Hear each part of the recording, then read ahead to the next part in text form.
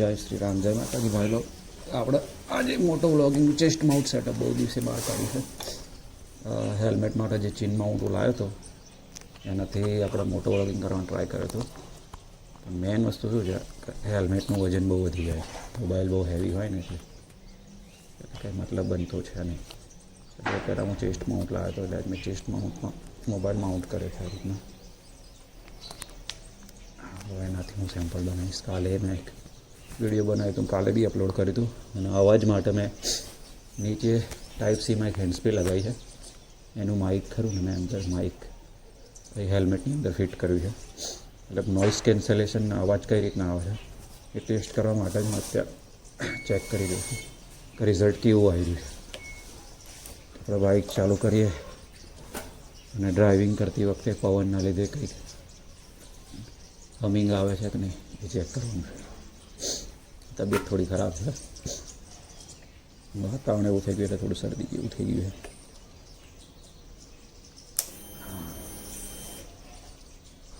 Feel છે ભાઈ હો અંદરનો. એન્જિન સ્ટાર્ટ કરે છે એટલે પંપનો જે અવાજ આવે ને ફીલ થાય. જય શ્રી રામ, જય માતાજી,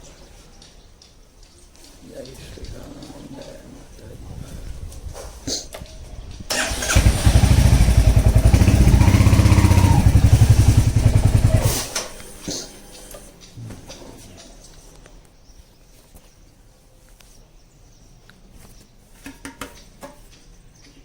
કેટલા વાગ્યા છે? 10:40 થઈ છે. એક રાઈડ કરવાની છે નોર્મલ. જોઈએ છે ક્યાં સુધી જાય છે, કેવું આવે છે. આ મારો મોબાઈલ જે છે ને જૂનો છે OnePlus 7.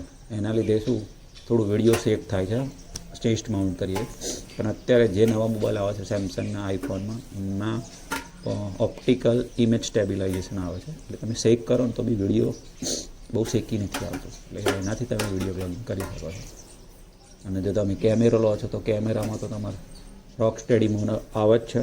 જેમ કે અત્યારે DJIનો એક્શન 4 કેમેરો જે ફ્લિપકાર્ટ ઉપર મળે છે એમાં રોક સ્ટડી મોડ પ્લસ આવે છે. એનાથી તમે ગમે તેટલું શેક કરશો પણ વિડીયો એકદમ સ્ટેબલ રેકોર્ડ થતું હોય. આપણે અત્યારે મોબાઈલથી ટ્રાય કરી રહ્યા છીએ કેવું આવ્યું છે જોઈ રહીએ. અને મેઇન વસ્તુ છે અવાજ.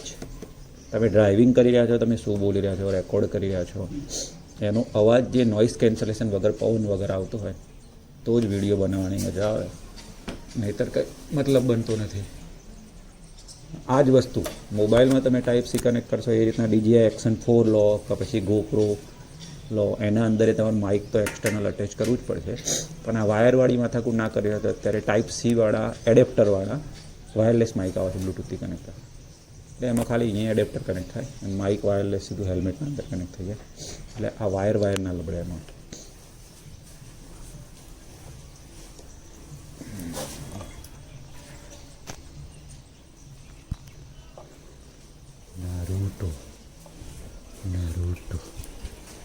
નારુટો વાળું કિચન લાયા. મારા છોકરાને ગમતું હતું.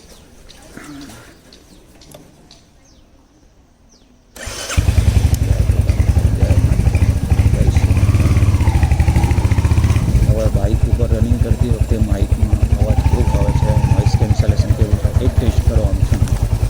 વિધાઉટ માઇક તો મેં વિડીયો બનાવી લીધો હતો કાલે, એવું રિઝલ્ટ આવે મને ખ્યાલ નહીં.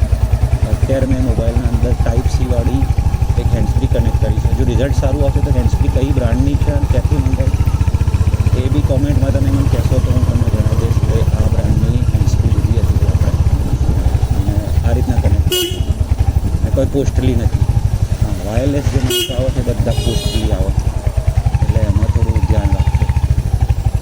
આપણે બને ત્યાં સુધી બજેટવાળું મોટું વ્લોગિંગ સેટઅપ બનાવવા જોઈએ. બાઇક જઈ રહ્યું છે અત્યારે 40ની સ્પીડમાં. અવાજ કેવો રેકોર્ડિંગ થઈ રહ્યો છે જોઈશ પછી ખબર પડશે. થોડું આપણે 60-70ની આસપાસની બાઇક ચલાવીને રેકોર્ડિંગ કરી જોયું છું કેવું રિઝલ્ટ આવ્યું છે.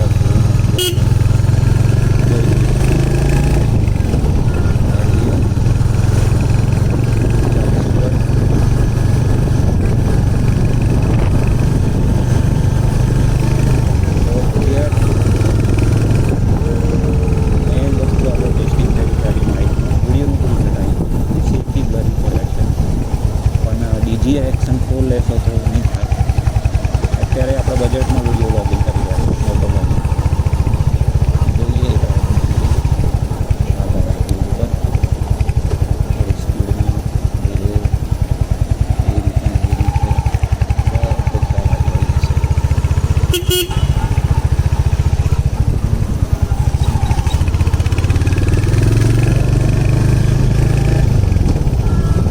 વિકાસ એટલે માટીના દૂધનો વિકાસ છે.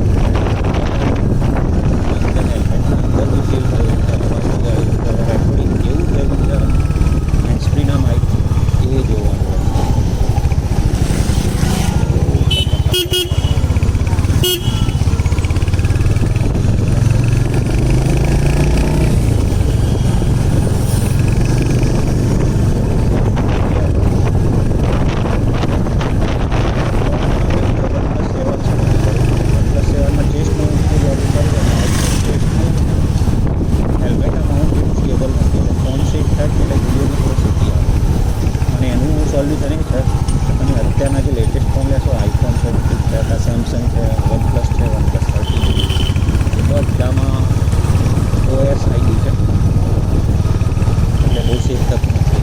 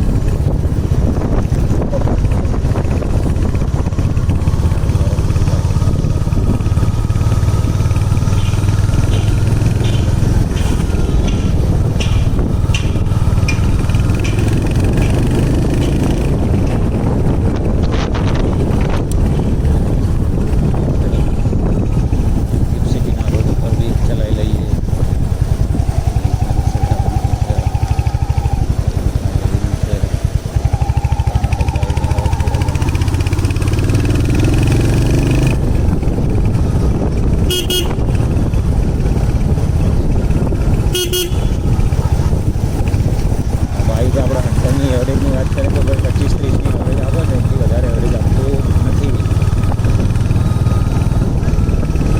વસ્તુ છે માઇલેજવાળા લેતા નહીં. એન્જિન બેન્જિન ટપાટપ છે, ચલાવવાની બહુ મજા આવે. લોંગ રૂટ પર તમે લઈ જઈ શકો છો.